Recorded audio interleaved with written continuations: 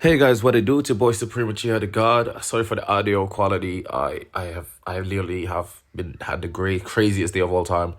Work since 9 a.m. I'm about to go help some kids perform. Didn't have to perform. Didn't have another performance right after that performance. So I just been working from 9 a.m. and I'm not going to finish till like 10 p.m. This is like my a quick hour in between, and I take a shower and eat, and I just ate, sorry, and do a bunch of things and then go. So sorry I didn't have time to set up a mic. That's a long ass intro, but I want to talk about Gojo, and I want to talk about my theory on what happened and what may happen in the future. Listen, I know Sukuna fans are gonna say, "Cool, it's fine." Listen, I've have several videos talking about why Sukuna would probably more than likely win, and I also my last video literally accepts the fact that Gojo died and actually liked the chapter. I thought the chapter was really good, despite the attack being off screen. But I mean, his attack is invisible anyway, so I think it'd be kind of hard to draw it. You know what I'm saying? And yeah, I think it was maybe a moment for Gojo that he needed. And I have a video about Gojo's ego and how that affects him, and that would probably be his downfall. I don't know if anybody has seen that. I have a video. I think it's titled "Gojo Deserves a Happy Ending." I kind of talk about a happy death. Sorry, and I think he received a happy death, right? If you consider him dead. But the theory I have is it's kind of crazy, but so far in pretty much every major fight, we've had a winner and a loser, right? It doesn't count if somebody just pulls up and one shot somebody. That never counts as a fight, or if it's like a brief encounter, that doesn't count as a fight. But every time there's a major fight, we have winner, Hakari, winner, Yuta, winner, whatever, right? Every time. Now, forgive me if I'm mistaken because I have no time to research. Naturally, my day has been insane, but it didn't say winner. It set up the fight with round one, round two. We got no round three and no winner. There was no official winner decided. Now, is it because, listen, I was going to say it might be because Sukuna's condition for winning is to defeat everybody, while Gojo's condition was just defeating Sukuna. But the problem with that is that battle specifically was of the strongest. And when earlier Gojo was supposed to die, the commentator says, or the narrator says, you thought he'd lose? It's Gojo freaking Satoru. But yet, in the fight is over, and it doesn't say winner or loser. Now, am I tripping? Like, listen, if I'm wrong, again, I didn't have time to research and double check everything. But so I'm just kind of spitballing here. But I think I had the idea, and then I'm just spitballing. But I think that's something to pay attention to, right? So does that mean potentially Gojo could come back? Now, we saw Yuki perform a maximum technique with half a body split open, right? Just by touching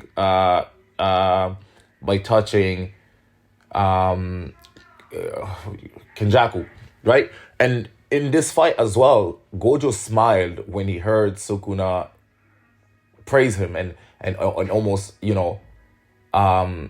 explain what happened, and that what he did was nearly impossible. What Sukuna had to do was nearly impossible. And Gojo pushed them to basically do the impossible by cutting through reality itself. And then Gojo, they talk about South and North, and obviously the flower symbolism and stuff, but they talk about South and North, and everybody apparently in there went South, right? And Gojo says farewell to them because I think he's deciding to go North. And I think we have to remember this. I think that we have to think that Gojo is on the brink of death, right? And a lot of people are theorizing that, or some people are theorizing, no coping if you want to call it that Gojo might sacrifice his six eyes in order to stay alive, right? Because he won't be able to reverse curse technique himself because he's missing his whole abdomen, and that's where curse energy is from, or whatever. And ORCT is from the brain, but he needs to connect the brain, the body, the stomach brain with the main brain in order for it to work, right? And he got cut exactly in half, sideways, and his legs are still standing because obviously he's a Chad.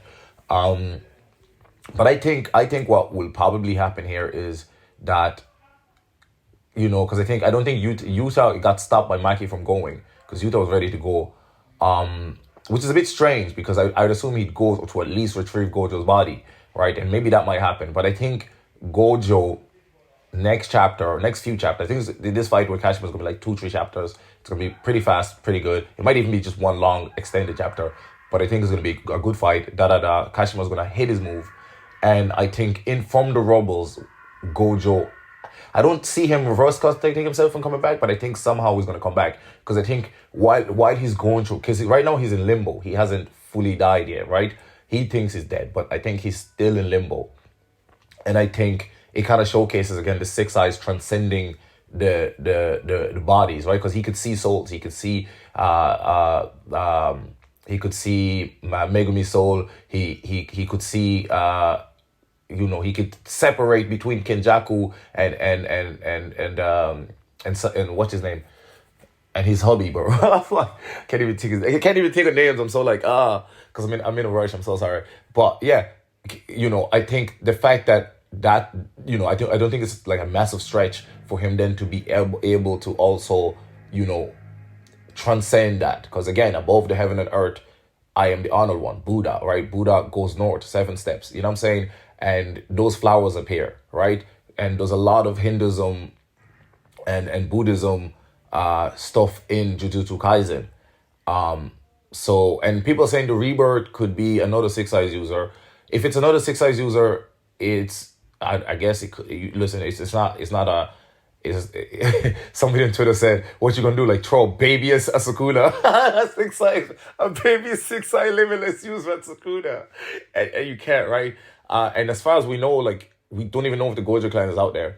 When he talks about the dad thing as well, guys, Gojo's talking about Megumi, and I think he fully, wholeheartedly believes that the kids will win because he's still thinking about telling Megumi about the dad. So obviously he thinks the kids will save Megumi one way or another. I think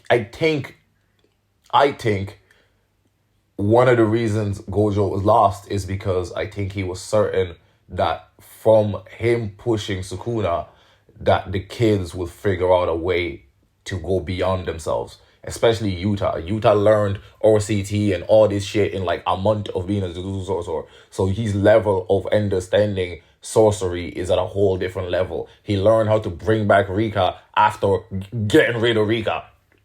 That's insane. Because he made a binding vow. Somehow went past the binding vow, got Rika back. So like Utah's level of understanding is beyond belief.